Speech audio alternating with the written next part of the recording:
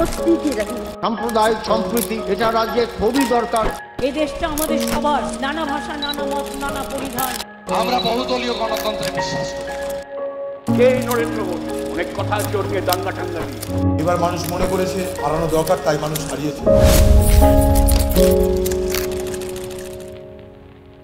মুক্তিযুদ্ধের কথা বললে যে মানুষের নাম সবার আগে আমাদের মাথায় আসে তিনি হচ্ছেন বঙ্গবন্ধু শেখ মুজিবুর রহমান। তবে জানেন, স্বাধীন বাংলাদেশ সৃষ্টির আগে এবং পরে আরো একজন রাজনীতিবিদ রয়েছেন যার কথা আমরা সেইভাবে হয়তো মনে করি না। তিনি হলেন তাজউদ্দিন আহমেদ। তিনি বাংলাদেশে ষড়যন্ত্রের লক্ষ্যে ছিলেন। আজকের এই এপিসোডে সেই তাজউদ্দিন আহমেদকে নিয়ে আপনাদের সঙ্গে কথা বলবো। আপনাদের সঙ্গে রয়েছি আমি অহনা।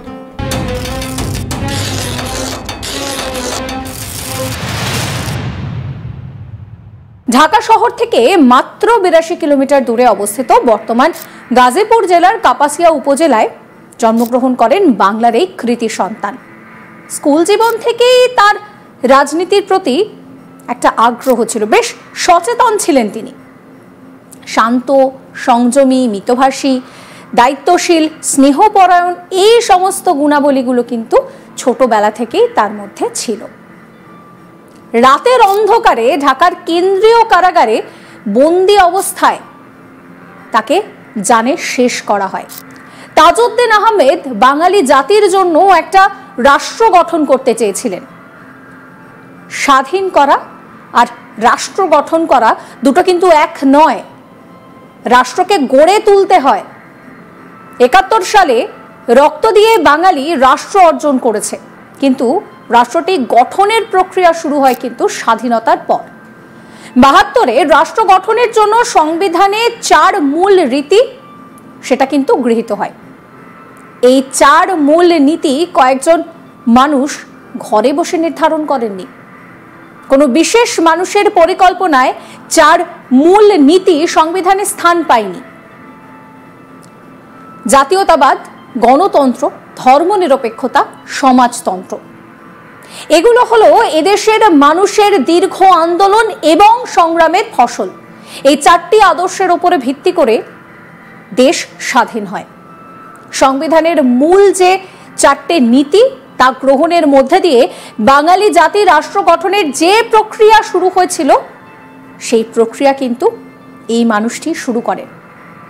ফলে রাষ্ট্রটি স্বাধীন ভূখণ্ডের উপরে দাঁড়িয়ে থাকলো ঠিকই, কিন্তু এখানে সমস্যা হলো যে একটা সময় পর গিয়ে যে আদর্শ চরিত্রগুলো রয়েছে সেগুলো দুর্বল হতে শুরু করে।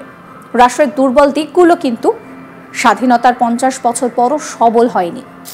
একদিক থেকে ঠিক, অন্যদিকে খুনে ধরা যার মাসুল সাধারণ শ্রমজীবী মানুষকে দিতে হয়েছে। তাজউদ্দিন আহমেদ বাঙালিদের জন্য বাসযোগ্য একটা আদর্শ রাষ্ট্র নির্মাণ করতে চেয়েছিলেন। যুদ্ধকালীন তিনি রাষ্ট্র নির্মাণের পরিকল্পনা করেছিলেন, যা স্বাধীনতার পর সীমিত সুযোগ এবং অপ্রতুল সম্পদের উপরে নির্ভর করে ধীরে ধীরে বাস্তবায়নের দিকে যাচ্ছিল। তাজউদ্দিন আহমেদ তিনি রাষ্ট্র নির্মাণের পরিকল্পনা যখন থেকে শুরু করেন সেই একদম প্রাথমিক স্তর থেকেই হোঁচট খেতে থাকেন এবং তাকে টার্গেট করা হতে থাকে। ক্ষমতা কেন্দ্রিক রাজনীতি থেকে তিনি দূরে সরে যান। জানেন তো, তার বিরুদ্ধে এমন ষড়যন্ত্র করা হয়েছিল যে তাকে জানে শেষ করার জন্য ভয়ঙ্কর একটা ঘটনা ঘটানো হয়েছিল।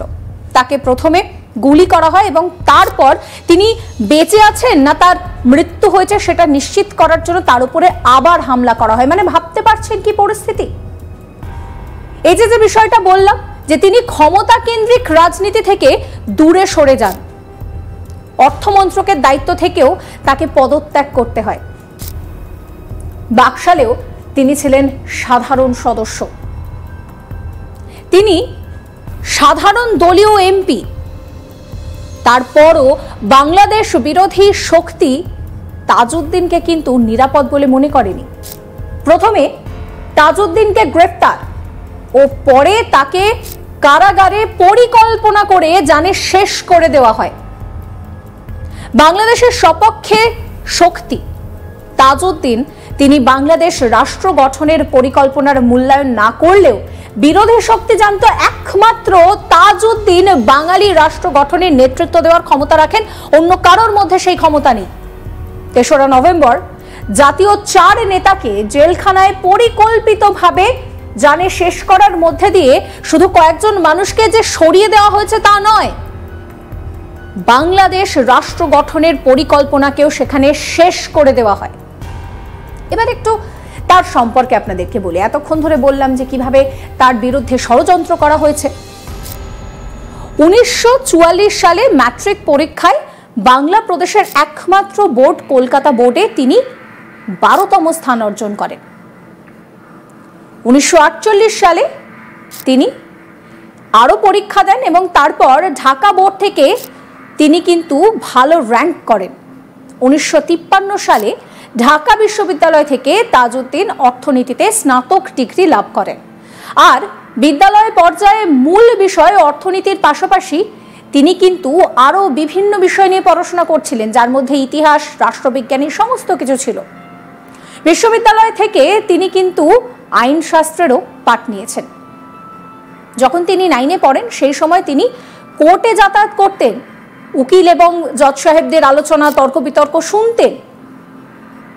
জানেন, ছোটবেলা থেকেই কিন্তু তার অর্থনীতি, রাজনীতি, ভূগোল ইত্যাদির ওপরে প্রচন্ড আগ্রহ ছিল, যার জন্য ছোটবেলায় তিনি প্রায় 50 থেকে 60টা এই ধরনের বই পড়ে ফেলেছিলেন। খ্যাতনামা এই রাজনীতিবিদ 1948 সালে প্রতিষ্ঠিত ছাত্রলীগের প্রতিষ্ঠাতা সদস্য ছিলেন। গণতান্ত্রিক যুবলীগের নেতৃস্থানীয় সদস্যও ছিলেন তিনি। মাত্র 28 বছর বয়সে জনপ্রতিনিধি হিসেবে নির্বাচিত হন। 1955 সালে তার কর্মতৎপরতায় মুগ্ধ হয়ে তাকে মৌলানা ভাসানী ও শেখ মুজিবুর রহমান সাংস্কৃতিক এবং সমাজ কল্যাণ সম্পাদক নির্বাচন করেন।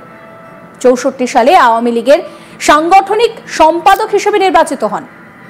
6 দফা প্রণয়নে সক্রিয় ভূমিকা ছিল তার।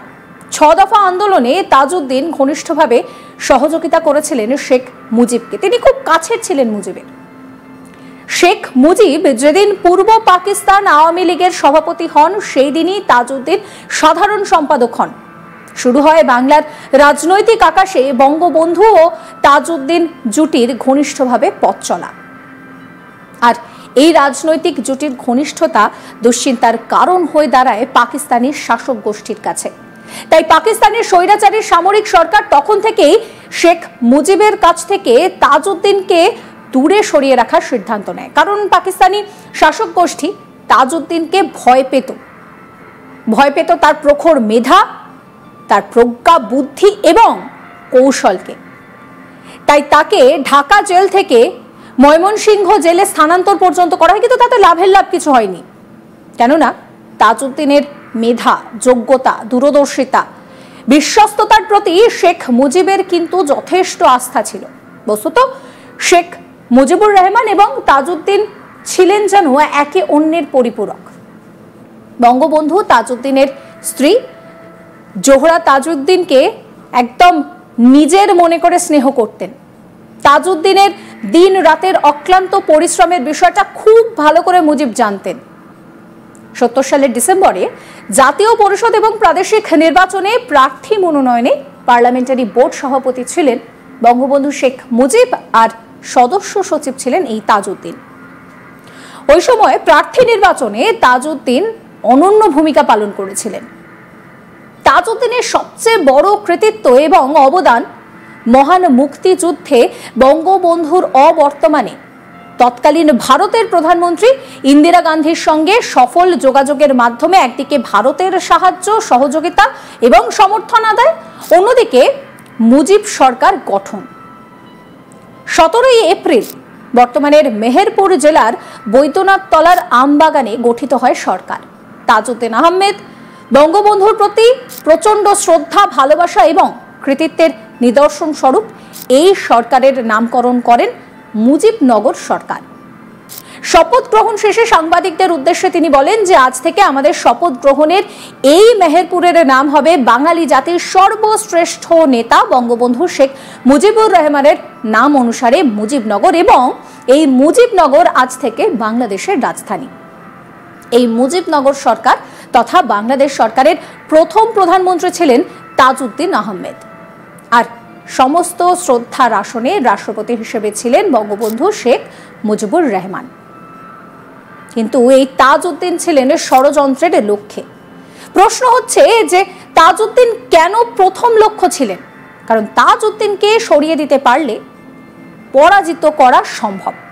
বাকি লক্ষ্যগুলো হাসিল করা শুধুমাত্র সময় আর সুযোগের একটা ব্যাপার ছিল। চূড়ান্ত লক্ষ্য সম্পন্ন করাও তখন আরো দুরূহ, দুঃসাধ্য কিংবা অসম্ভব বলে মনে হওয়ার কথা নয়। আর বাস্তবে তাই হয়েছিল। দূরদৃষ্টি সম্পন্ন তাজউদ্দিন বিষয়টা বুঝতে পেরেছিলেন। তিনি বঙ্গবন্ধুকে বিষয়টা জানিয়েছিলেন। দেশি বিদেশি ষড়যন্ত্রকারীরা সত্যি প্রথম লক্ষ্য পূরণের মাত্র 1 বছরের মধ্যে বাস্তবায়ন করেছিল এই চূড়ান্ত লক্ষ্য।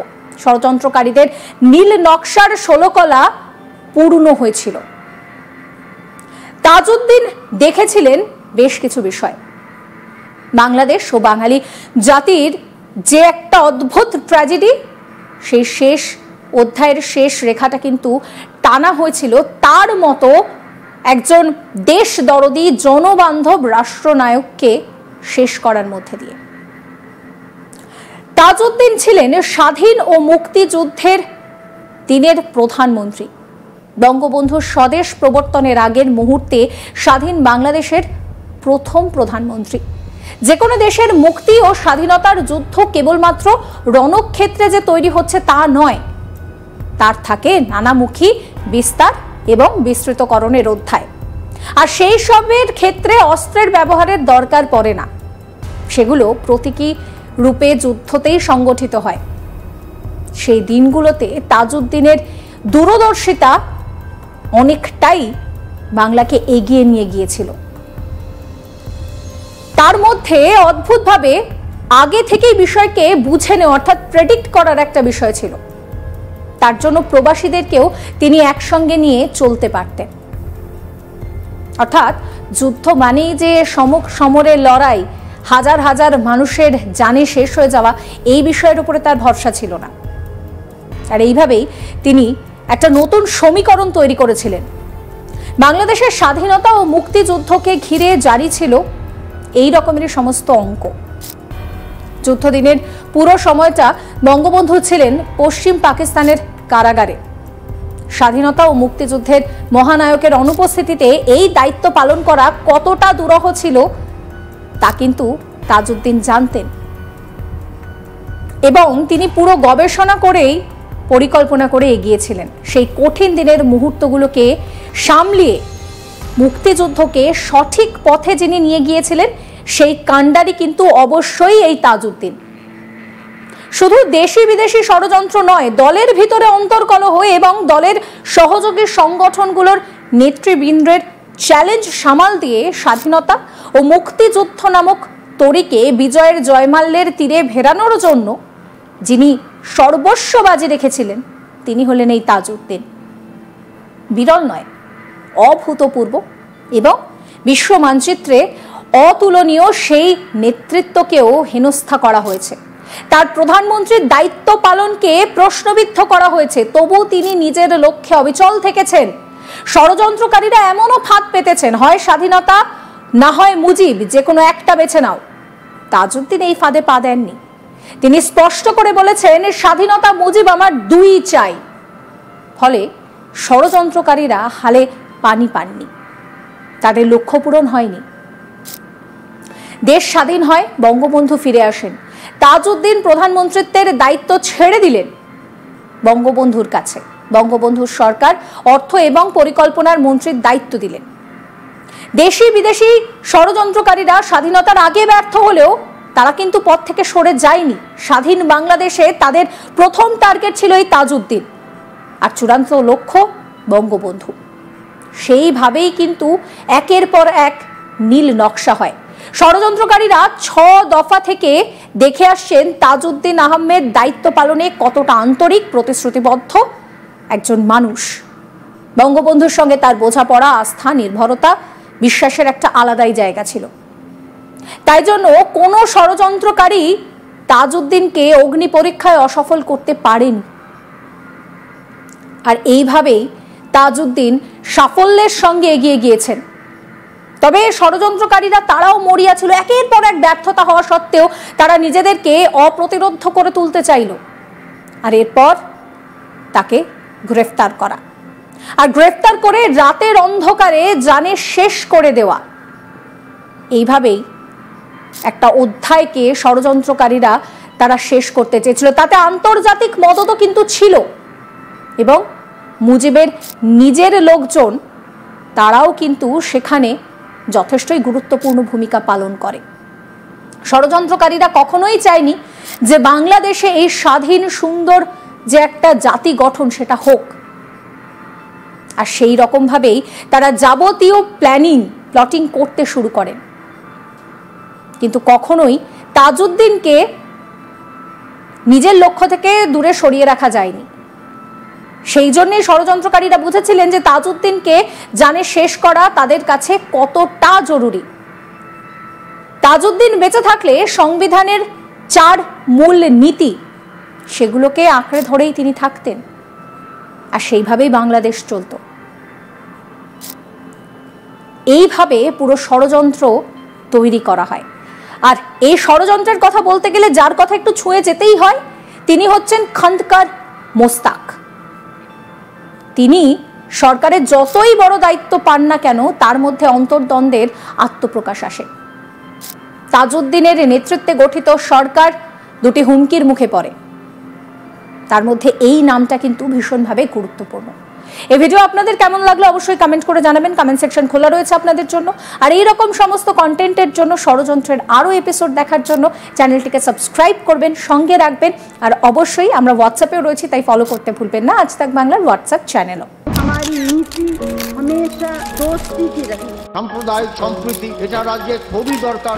এই দেশটা আমাদের সবার, নানা ভাষা, নানা মত, নানা পরিধান। আমরা বহুদলীয় গণতন্ত্রে বিশ্বাস করি। সেই নরেন্দ্র মোদী অনেক কথা আছে ওর নিয়ে দাঙ্গা টাঙ্গা নিয়ে।